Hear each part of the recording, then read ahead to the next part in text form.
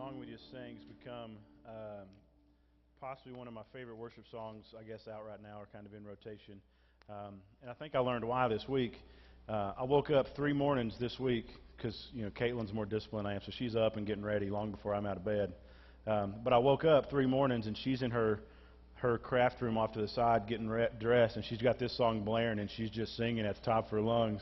So I've learned it like subliminal messages, I guess. Like I've listened to it and learned it in my sleep. And during first service when they started playing it, she was like, "What? This is my song. This is my song." So I love that song, though. I feel almost like we're like marching into battle. You hear the drum beat, and you hear those words like we're together. There's power with us because Christ's with us, and that just pumps me up. So anyways, thanks, Scott, for leading us in worship and doing what you do.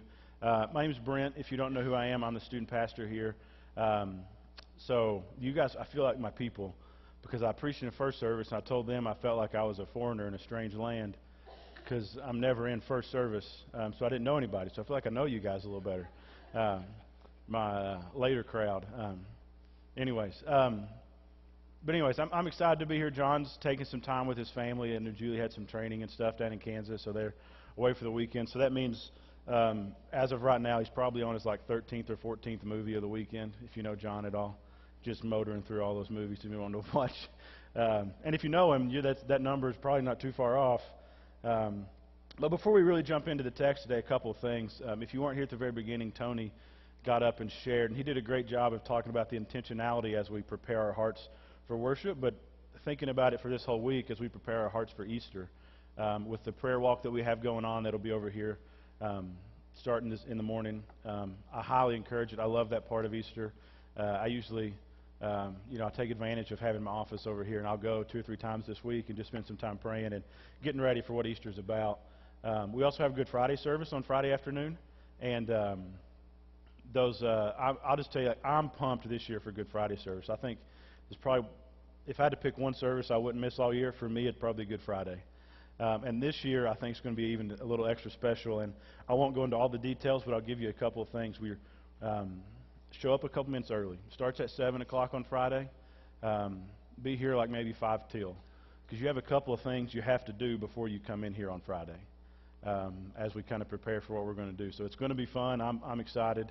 I don't just say that just because I work here or anything like that, but I'm pumped for Good Friday service. So I'd hope you guys would engage with us in that, and just really focus your heart on what Easter's all about. We get to celebrate that next week. Also, as part of Good Friday, we'll take communion. We typically do that the first Sunday of every month, but because Good Friday is the first weekend, we're actually going to do it on Good Friday instead of Easter service. So if that's something that's really important to you guys, to be able to do communion, come with us Friday and do that. One last thing I'll share, too. We had 4 roses on the stage today because we have 3 salvations in our jail ministry, and we had one person share their faith with another person this week. I'll share a little bit of it later in my sermon, but we love to celebrate salvation, so we can kind of give a round of applause for that this week. If you've been with us at all, we know that we're headed through 1 Corinthians. Last week, John preached 1 Corinthians chapter 8. This week, I'm going to kind of piggyback off that, and we're just going to keep going. Paul kind of keeps the same message, so we're just going to keep going through that. But I'll kind of remind you back to last week, because you've slept once or twice since then, or maybe you weren't able to be with us last week. But he threw out a question at the very beginning of his sermon last week. And that question was, if you lived your faith, or if others lived their faith out the way that you live yours, would they be growing closer to Jesus, or would they trip themselves up and fall away if they lived their faith the same way you lived yours? And he hit on a couple of issues in 1 Corinthians 8, chapter 8, verse 9.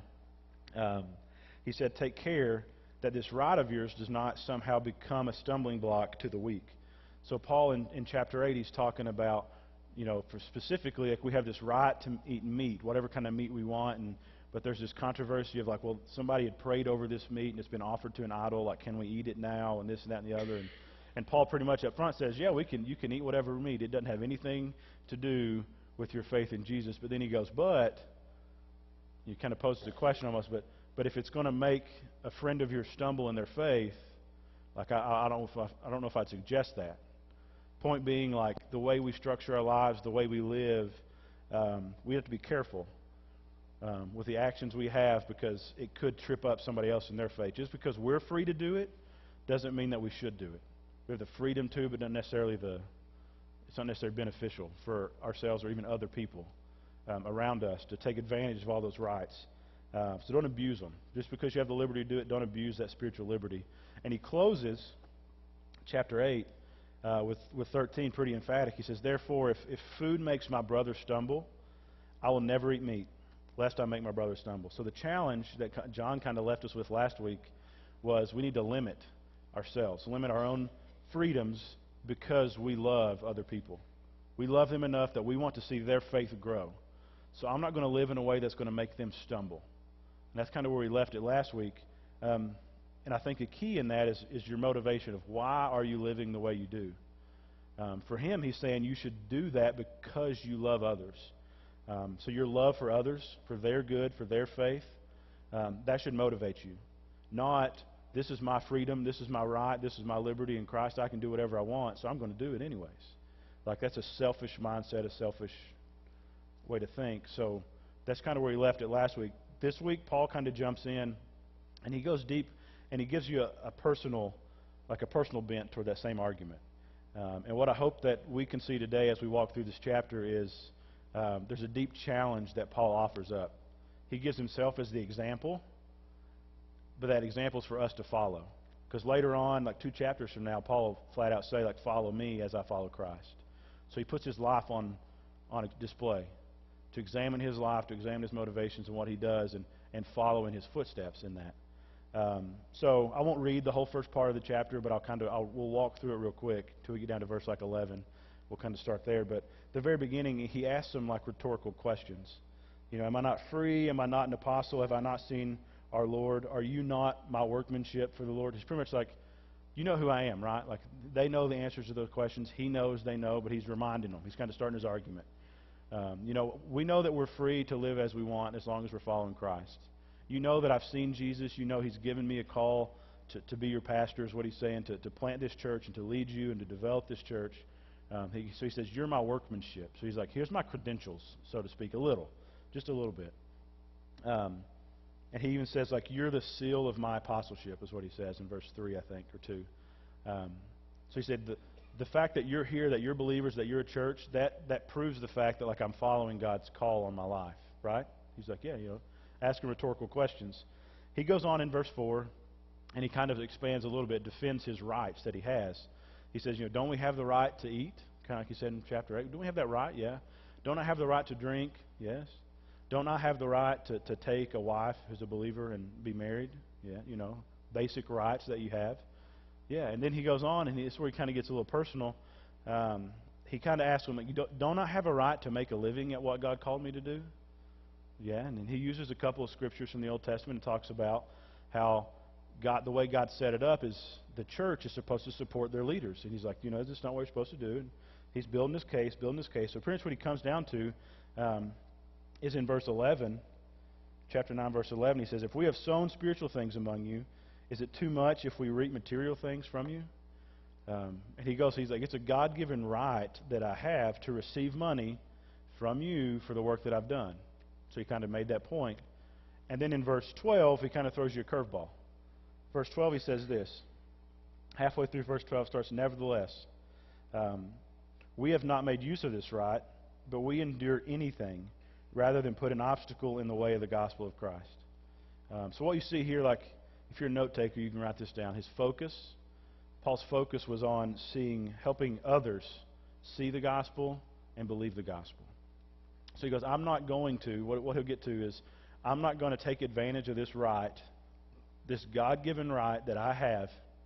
I won't take advantage of it if it means it's going to cause somebody else not to see the gospel in my life. If that's going to distract them, this freedom, this right that I have, I just won't take advantage of it. Well, I'll throw it away because the gospel is more important. And I'll say this to kind of set it up too. What we have to realize too is the gospel is not just for people who aren't saved.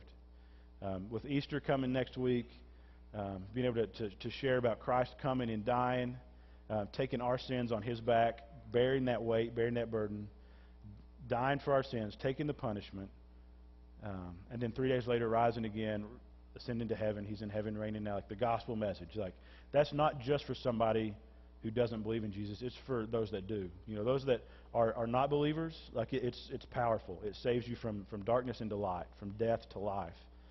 But for us who are believers, we've got to remember the gospel reminds us that it can satisfy us in anything that it can satisfy any desire we ever had, any need we've ever had. Like the gospel is enough. It's a bigger message than sometimes we give it credit for, and Paul tries to build that up some. But he says, if you know this is a legitimate right, I'm not going to take advantage of it, lest somebody else might stumble, lest there's an obstacle put in the way of somebody else seeing the gospel and believing the gospel even more. So I won't do it. He goes on in verse 13. He says, Do you not know that those who are employed in the temple service get their food from the temple, and those who serve at the altar share in the sacrificial offering? In the same way, the Lord commanded that those who proclaim the gospel should get their living by the gospel.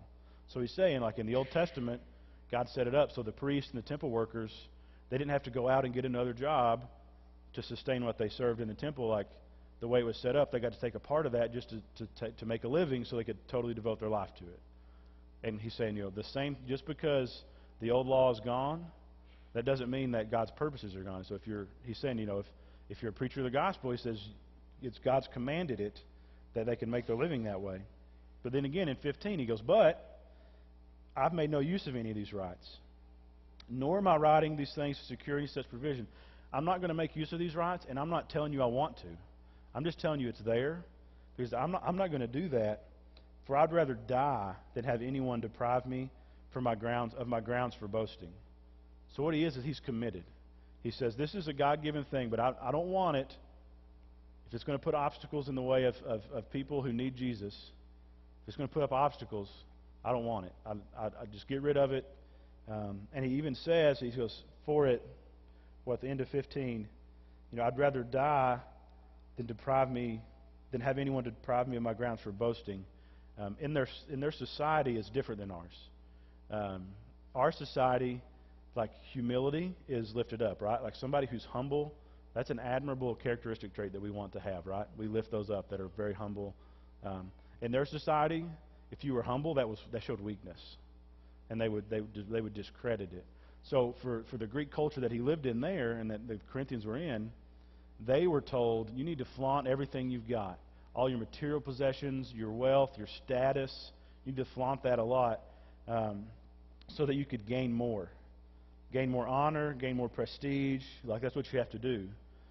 And he goes, Paul goes, if I'm going to do that, I'm going to boast in one thing. I'm going to boast in the gospel. I'm going to boast in it and it alone.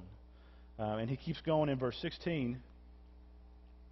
In verse 16 he says, for if I preach the gospel, that gives me no grounds for boasting, for necessity is laid upon me. Woe to me if I do not preach the gospel. So he's saying, like, I have to preach it because God's called me to. It's my duty. It's my job. It's my calling in life. So if I don't follow God's calling in my life, woe to me. Like, I'm going to get in trouble. It's not going to be a good thing if I don't follow God's calling in my life. And he keeps going in 17. He says, for if I do this of my own will, I have a reward. But if not of my own will, I'm still entrusted with a stewardship. What then is my reward? That in my preaching I may present the gospel free of charge, so as not to make full use of my rights in the gospel. So, like I said, he saw this as his Christian duty. Like, my responsibility as a believer, Paul says, is to preach this gospel. And he goes, he saw this as he was being faithful because God had already been faithful. Like, God had been faithful, and Paul was the guy who killed Christians, and now he's the guy who preaches the gospel to help save Christians. So he saw how God transformed his own life. He saw the change that God made, and Paul said, I want to be as faithful as I can be to God because he's been more than faithful to me. That's what his passion was in that. His focus was on helping others see. So his reward, he said, what is this reward? That I could preach the gospel free of charge. His reward was to share the gospel with people and to see them respond, to see them believe, to see the transformation that makes in their own life, the way it liberates them from focusing and serving themselves to focusing on others and serving others, the way it motivates you. The gospel takes you from loving yourself to loving others, and the ability to actually love because you know what Christ's love is. You've experienced it. Because if you haven't, like, there's no motivation for love there. Because when I see the light turn on in somebody else, and I see them respond to the gospel, he goes, that's reward enough for me to see the gospel work, to see it stretch and expand out because I've been faithful. That's more than any like monetary payment could ever do. This kind of is what he's saying. So he said he boasted, he bragged in the fact that the gospel works and that he has the opportunity to share it. So he was willing to brag about that. And then he goes on in verse 19. He says, For though I'm free from all, I've made myself a servant to all that I might win more. The point being here, Paul kind of like hammers down, and he'll expand it up a little more. But his point is pretty much because he's done that, he's given us an example that we need to lay down our rights. He says, I'm free from all, but I've become a servant to all so that others might see. So we have to lay down our rights and our freedoms for the purpose of letting others see the gospel in a more clear way. We don't want them to look at our lives and see something other than that. I ask myself this question sometimes with my own social media. Like, do people look at my life from an outside? Do they see Jesus, or what do they see? I want to lay down whatever rights, whatever freedoms I have, so that the one thing that they see is Jesus. And that's what Paul's saying. It's his number one priority. If he had one focus, one purpose in his life, it was that the gospel would be shared, it would be expanded on. Others would see it, others would experience it. And nothing was going to get in the way of that. Even good things. He didn't allow his freedoms, his rights, to precede or supersede his call, God's call, to serve the gospel, to share the gospel with others. So push comes to shove, if a freedom of his or something he enjoyed got in the way, whether it be good, bad, last week John said morally indifferent things, they don't lift up the gospel or put it down, but if they become top priority, that becomes bad. And so Paul said, I'm not going to let any of these things, whether they, inherently they're not bad, but if they take priority over Jesus, then they are. He goes, I'm just going to, before that ever becomes a problem, I'm throwing it out the door. Because I'm going to be a servant to all people so that they could see Jesus. It's a totally different focus on his life than we tend to have on ours, or I know I tend to have on mine. And he kind of expands on okay, what does that mean? I'll become a servant to all. Verse 20 says, To the Jews I became as a Jew, in order to win the Jews. To those under the law I became as one under the law, though not being myself under the law, but that I might win those under the law. So what Paul's saying is his history is he's a Jewish person, Jewish man. He grew up that way. And he says, I know them. I know their traditions. I know their customs. I know what they are. I know what they believe in. I know how they operate. And he says, you know what? I'll submit to some of the disciplines of their community so I can keep relationships with them. I love them enough. I'll do what I have to keep a relationship with them so that I can share the gospel. Examples would be in his missionary journeys, you could write this down, look at it later if you want, but Acts 16, Paul takes Timothy to get circumcised because he knows Timothy's going to encounter some Jewish believers who are struggling with the idea of, do I have to be circumcised? Do I not have to be? So, talk about commitment. Paul says, Timothy, you're going to get circumcised so that they don't ask you any questions. But it wasn't he did that so he didn't create any unnecessary barriers, no obstacles. Later on, Acts 21, Paul, he goes through some ceremonial cleansings, wash his hands, his feet, and prepare himself for worship like they had to. In the Jewish culture, it was you either do that or you can't worship. And Paul says, fine, whatever, I'll do it, knowing that my confidence is in Jesus, not in this rite. But I'll do that so I can spend time with them so that I can share the gospel with them. That's how committed Paul was. And he even takes this a step further. You can read into this later, but in 2 Corinthians 11, Paul talks a little bit about he took a lot of beatings because he wanted to keep those relationships. He said that he took 40 lashes minus 1, 5 different times. He got beat within an inch of his life. He got beat 3 times with rods. He was this, and he goes on through a list of stuff. He was in trouble here and trouble there, and he says, trouble, danger from my own people. Because he went through all of that to keep relationships with the Jewish community that he was a part of. So when he got saved, he didn't say, "Peace out, guys. I'm going to go over here and hang out with my new Christian friends now." He said, "I care about them." And it shows the extent to which he was willing to go so that they would hear the gospel. He's going to get beat, pick himself back up, and go back into town or go back to another town and share the gospel again, knowing, guess what, I'll probably get beat again some other time. But this message is so important. And God's call is so clear in my life. It's so convicting. I can't see myself doing anything else. So I'm just going to keep at it. It showed how deeply he loved his people, how deeply he cared for the Jewish people, that he was going to endure punishment. He would endure all these different rituals and rites that, not that they matter, but so that people would still listen to his message. He goes on, his focus was not give up the practices of the law. His focus was find your confidence in Jesus, not in any ritual or tradition that you have. So when he met with his own people, he said, I have a goal. I want to share Jesus with them, and I'll wash my feet before I go to worship in a certain way so that they can hear my message. Because if I don't wash my feet a certain way, they won't listen to me. As trivial as that might sound, Paul's like, if that's what it takes, fine, I'll do it. He moves on in 21. He goes, not only did he go to the Jews, but he says to those outside the law, I became as one outside the law. Not being outside the law of God, but under the law of Christ, that I might win those outside the law. Paul's in a unique spot. He had total citizenship with Israel, with the Jews, because that's how he grew up. But he also had citizenship with Rome, and he knew them, he knew their culture, and he had a call on his life that I'm supposed to take the gospel to them. That's my call. His call, if you read the book of Acts, every one of his letters, he's like, I'm going to Rome. I want to share the gospel in Rome. He ended up being imprisoned and never being able to totally commit what he wanted to do, but his life was sold out. I'm not going to do anything else. That's my purpose. So he says, when he says I've became like those outside the law, he's talking about the Romans, but he's not talking about this phrase that you might have heard. There's a tension here. He's not saying, when in Rome, do as the Romans do. You ever heard that saying? He's not saying whatever culture you're a part of, whatever society you're a part of, just embrace everything they believe and everything they think is okay, and just become like them, because that's dangerous. Because the church today is kind of on a borderline of falling that direction.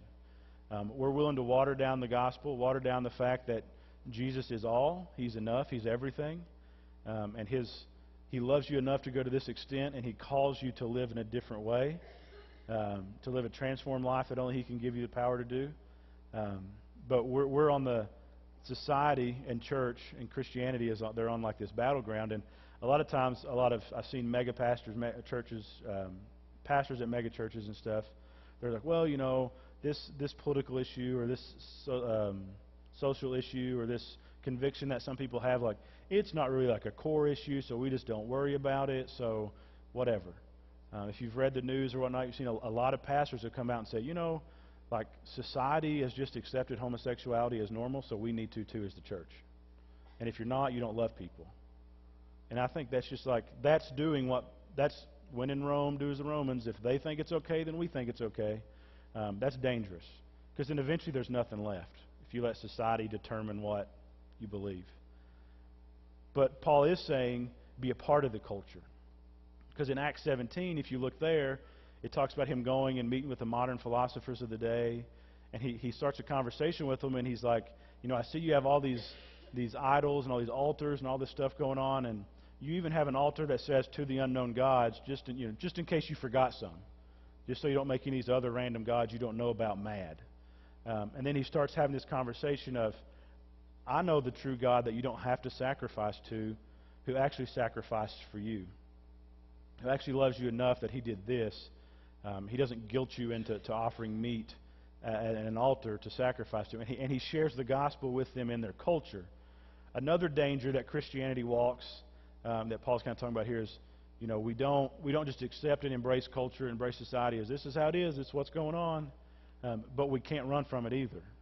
We can't just huddle up. And I think over the past several decades, Christianity has swung from one pendulum swing to the other. They used to huddle up and they have their own subculture. You have your own Christian coffee shops or Christian bookstores or Christian music. or Christian whatever, this own culture, society that they can like hide from the world in because it's safe in here and it's not safe out there. So don't ever talk to them because they might pull you down. That's dangerous too, because then you don't love people. And Paul's saying, I love people enough that I'll go to society, I'll go to culture, I'll go to those people because I love them enough to share Jesus with them. And I'll be, you've heard the saying, like, in the world but not of the world. Like, we have to be in our community, in our town, in our society. And Paul says, embrace the people, love the people, but show them the gospel and show them what Jesus really matters, or what Jesus really means, how he matters, how he affects and changes things. So in that case, he had all these Jewish traditions of faith that he had before he became a Christian, and he said, you know what, I'll become like a Roman, and I'll throw like all this heritage, all these things that these traditions and stuff, I'll throw them aside because I don't want somebody who comes an outsider to come in and say, well, you have to follow all these rules and this and that. He goes, no, like, I just want them to see Jesus. He said, so I'll become like them, and I'll go into their sphere, I'll go into their place, and I'll talk to them, and I'll share the gospel with them there. So he says, I'm going to become like all things to all men. That's what he says in verse 22. He says, to the weak I became weak that I might win the weak. That kind of points back to chapter 8, whenever he said, don't do anything to make a weaker brother stumble. So don't take advantage of those rights of somebody who's weaker in their faith like it would hurt them. So he says, I'll become weak on their case. I'll restrict myself from taking part of this so that their faith can grow. So he said, I became like them so I might win them. He says, I've become all things to all people, that by all means I might save some. I do it for the sake of the gospel, that I might share with them in its blessings. Bottom line, I guess, in this whole thing, bottom line would be this. Your Christian life, if you're a believer in the room, your life, it's about laying aside your rights, not about fighting for your rights. It's about laying aside your rights and your own desires so that others can believe the gospel, so they could see the gospel in your lives, they could hear the gospel from your lips, and they could enjoy the benefits, experience God's love, experience transformation. If you're a Christian in the room, that's what our life has to be about. That's what Paul says. I don't care who they are. I'll go to them. I'll become like them so they'll listen to me. So Paul's willing to change whatever method, but the message stayed the same. Like however he shared the gospel was different. When he went to the Jewish people, he talked to them about the Old Testament of God's prophesying about Jesus coming. He said, he's come. And he goes to the philosophers in Acts 17, and he comes from a philosophical standpoint and says, Jesus is the guy you're looking for. He's the real Savior, not this unknown God that you're not even sure about. Like he comes at it from different angles, but he gets to the same message. And what we see is Paul's willing to sacrifice whatever it takes. He sees like an eternal mindset. He'll sacrifice any temporary benefit, any temporary reward, whatever like is good for him in the moment. He's like, it's not as important as others hearing the gospel, others experiencing the gospel, and us experiencing it together, and for eternity experiencing together. So what's more important, to enjoy your own rights, enjoy your own benefits, or help others see the gospel, help others experience it so that when eternity comes, they're right there with you. They're right there worshiping Jesus with you because they've experienced him. They know who he is. With Paul, you see how the gospel transformed his life. Jesus coming and dying on the cross, bearing his sin, taking that punishment and giving Paul new life. You see it in his own life, how he changed from killing Christians to preaching the gospel. But you also see it in his calling. You see that it changed Paul's motivations to act in different ways. He spent his entire life from his moment of conversion to his moment of death. Even when he was in prison, he was writing letters to other pastors and saying, I don't have much time left, but I want you to see this. I want to help you out here. That's what Paul saw. We don't have time to worry about our own rights when eternity is at stake. And that's what Paul's saying. He goes, I'll do whatever I have to if you'll believe the gospel and you can take it to other people. He understood the gospel at a deep level. Beyond what do I get out of Jesus? What does Jesus mean to me? And I'll say this, like, there are personal benefits if you believe in Jesus. He will transform your life. He'll change you from being in darkness to being in light. He'll change you from being dead to being alive. He'll give you eternity, eternal blessings. Those are awesome. But there's a deeper understanding, too, that once we believe, that God gives us a mission. We have to join Him in His mission. We have to share the gospel in our realm. And Paul saw that. And he closes with this analogy in verse 24. Do you not know that in the race all runners run, but only one receives the prize? So run that you may obtain it. Every athlete exercises self-control in all things. They do it to receive a perishable wreath, but we an imperishable. So I do not run aimlessly. I do not box as one beating the air.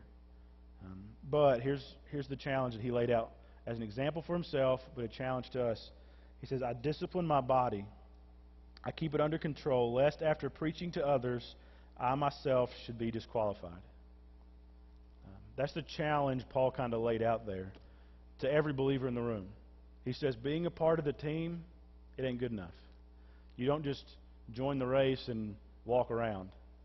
But there's a purpose, right? He says, if you're in this race that's called the Christian life, there's a prize, there's a goal at the end. And it's not over until you're over. So from the moment you believe to the moment you go on the ground, that's your mission. That's your call. Example, I'll go here. I heard a story earlier today, and I actually, in between services, I heard more of it. One of the roses up here is from John Copeland. I don't know if you guys know who he is. He's been a member of our church for a long, long time. Been here a bit longer than I've been alive.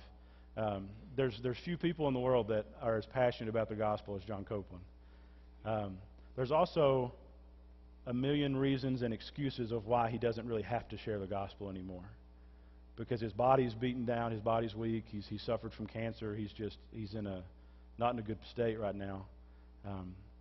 But he was able to share the gospel with a worker at the care home where his wife lives.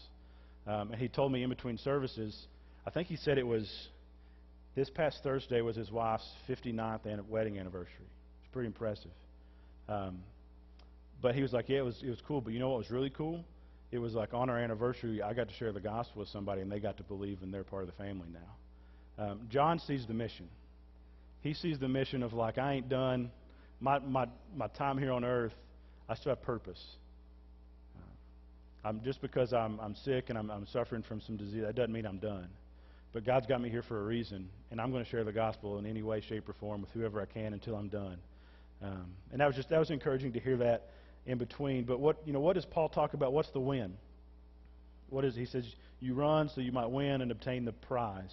What is that? I think the challenge, the win for us is we've got to structure our lives in a way to where God leads, not I lead. To where we let God put us on His mission and not find our own purpose. Find what we want to do in life.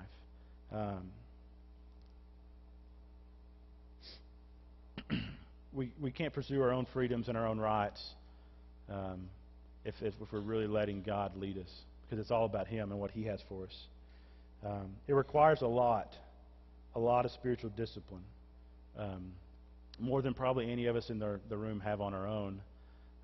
That's why we're here together, to encourage each other to keep moving forward, to keep pressing forward in your faith, to keep growing. Because we can't sell this short about the Christian life. There is an adage of like the no pain, no gain. If we're not willing to structure our life and sacrifice what our rights are for the sake of the gospel, we'll probably never really see the gospel expand. If we're not willing to go there ourselves. And he uses that example of an athlete almost as kind of like, these athletes, and if you have kids or if you are an athlete now, like the discipline it takes. The 5 a.m. workouts, the eating right, all that stuff. He goes, these athletes, he's talking like of Olympic athletes there, it's like they discipline their lives to win a wreath. But we struggle to discipline our lives to help like people find Jesus, to help people grow in Jesus. He goes, how much more should we discipline ourselves for eternal rewards as opposed to temporary rewards that we'll hang on a shelf one day and one day put in a box and put in a garage never to be seen again? Like, how much more should our lives be about what God's purpose is instead of our own?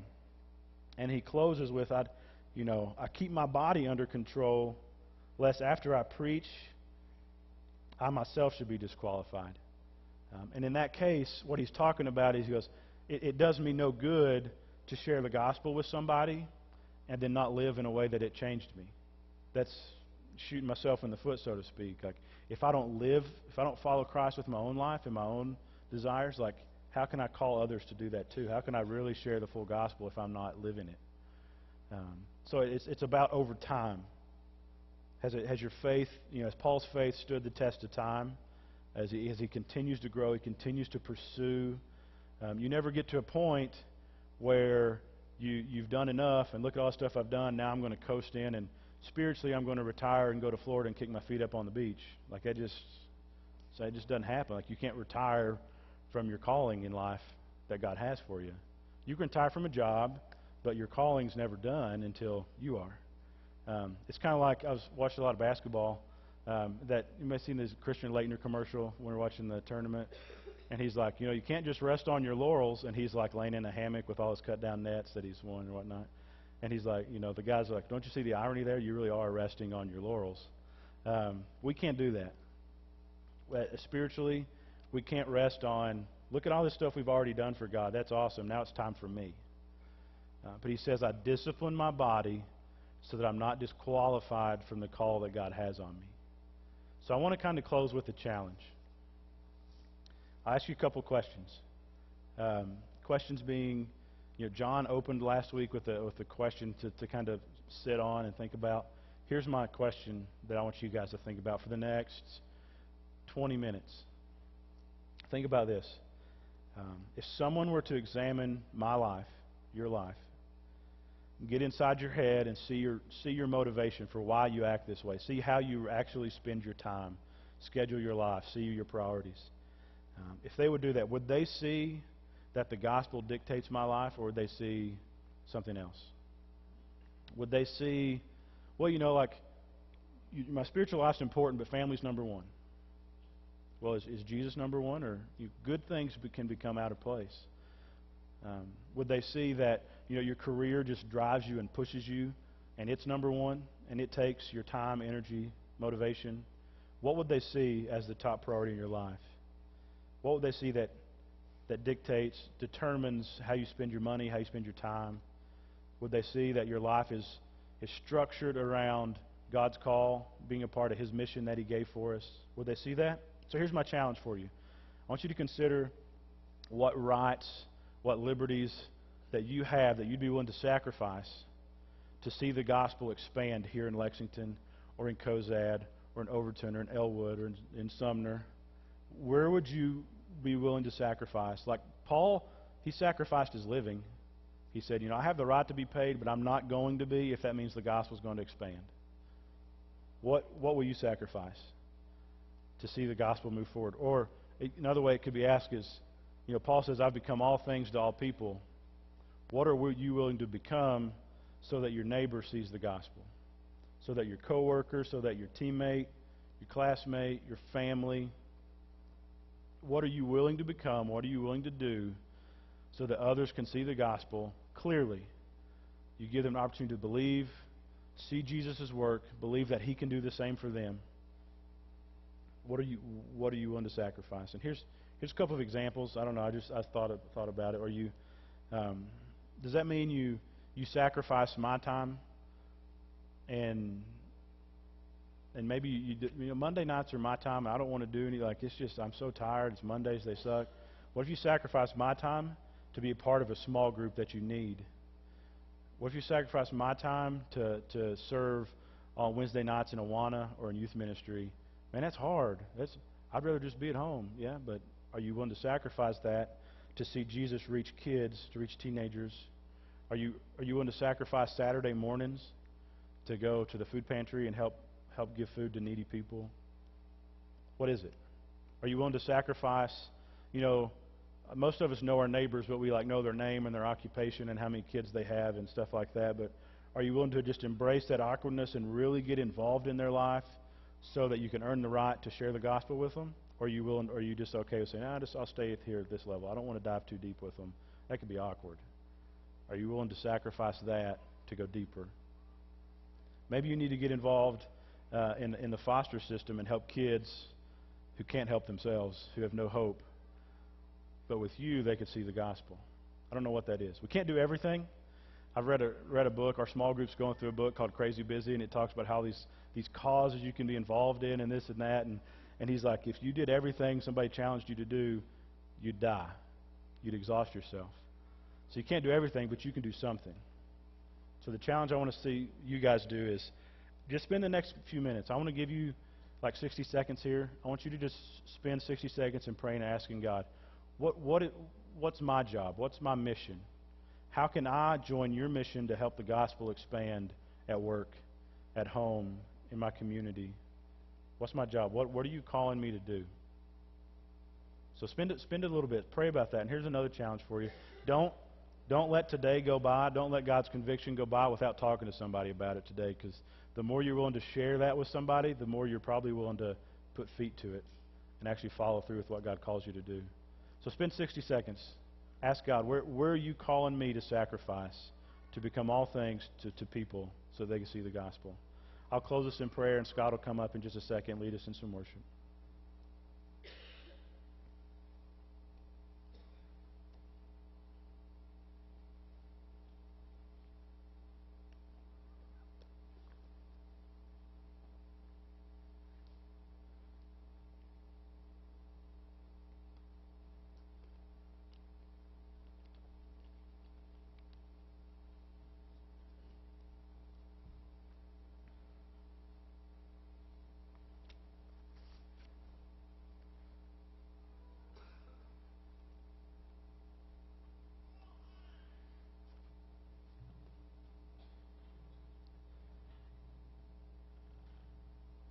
Father, I just pray that today you would help us see your word, how Paul gave us the perfect example of sacrificing to see others believe the gospel.